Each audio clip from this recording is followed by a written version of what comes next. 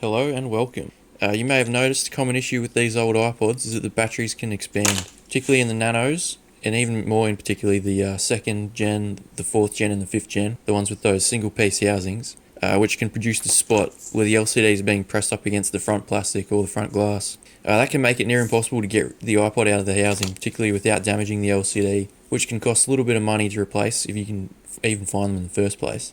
I know in my Nano 2nd Gen tutorial I showed footage of me smacking out the logic board with the hammer and a vise. While that worked, it can often destroy many of the parts in the process.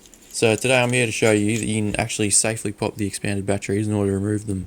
I learnt that accidentally while taking apart iPod Touch 1st Gens. I had many with expanded batteries, and since they're glued down pretty hard on those models, a couple of times when I was trying to take them out, I had the box cutter knife slip and I'd punctured the batteries, but nothing actually happened. They just deflated and they let off a beautiful lithium gas smell, which I'm pretty sure is pretty dangerous for your health, so from what I've read. So if you're going to do that, probably go outside. It sort of smells like Hubba Bubba chewing gum as well. I reckon the reason that none of them actually exploded though when they were punctured is because they've been sitting around for years with little to no charge in them. The biggest fear in puncturing them is that there's technically the potential for it to explode. As you may have noticed, there's little warning signs on the side of most of these batteries that says do not puncture, crush or burn, and there definitely is the potential for an explosion whenever you puncture a lithium ion battery. And here's a video of a charged up lithium ion battery being stabbed.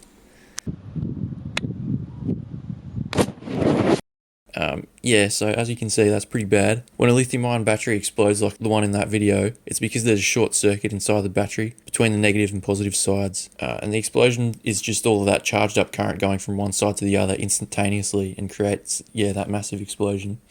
Also, lithium itself is an extremely reactive metal, which can just, catch on fire all by itself when it's exposed to air. So if you want to understand more about how lithium-ion batteries actually work, there's some great videos on YouTube. Just look it up. Maybe I'll link one in the description as well. But it's kind of beyond the scope of this video, not really necessary information for what we're doing here today. So, yeah.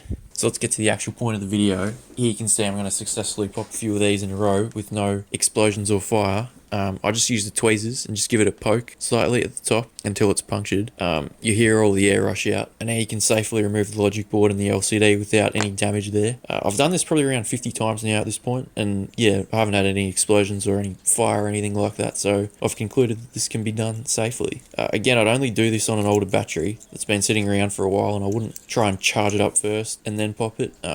Sometimes these expanded batteries can still hold a small charge and work with the iPod. So also I wouldn't recommend doing this with a low quality aftermarket battery either, and just understand that there is risk here and be sensible about it. I'm not responsible for you blowing yourself up because you decided to pop a brand new fully charged aftermarket battery. Why do they even expand in the first place?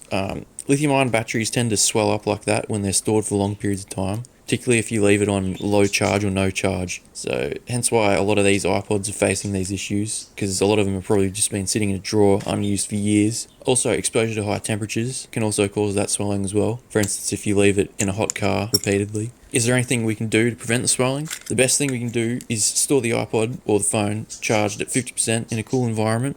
10 degrees Celsius is probably optimal, but the higher the temperature, the faster it will discharge itself over time.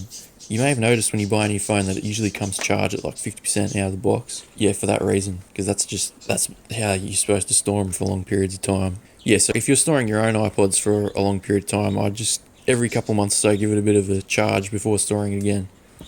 I think it's worth mentioning, as I've noticed a lot of people in the iPod community like to have a bit of a collection of many of the older models, although not everyone will be used all the time, so yeah. Lithium-ion batteries will also slowly discharge when stored. All the batteries in these iPods have a small circuit at the bottom of the board called a BMS, or a battery management system, and that'll prevent the battery from being charged if the voltage drops below 3 volts. Yeah, these low voltages are where permanent damage can occur because of the high internal resistance. And when you charge them back up at that same voltage, that's when it can produce a lot of heat and, explode. Yeah, these batteries operate between 4.2 and 3.6 volts, meaning 4.2 volts is 100% charged and 3.6 volts is 0% charged, not like 0 volts is 0% charged, which is probably what sounds more intuitive, but no, that's not actually how it works.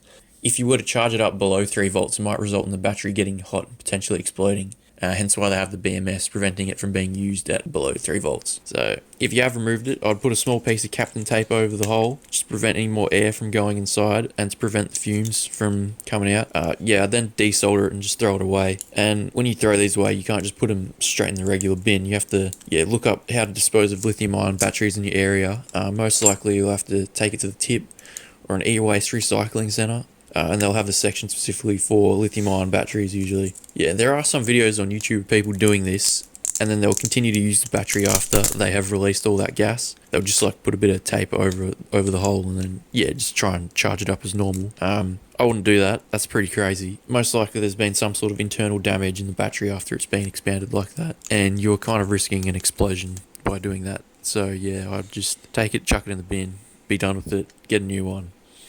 Don't try and use it again. So yeah, thanks for watching this. Hope you enjoyed it. I hope you learnt something new about batteries in these things. Maybe it helped you with your fear of expanded batteries, or maybe it made it a lot worse, who knows. So if you liked it, give it a like, subscribe to the channel, all that stuff. Hope to see you next time. Bye.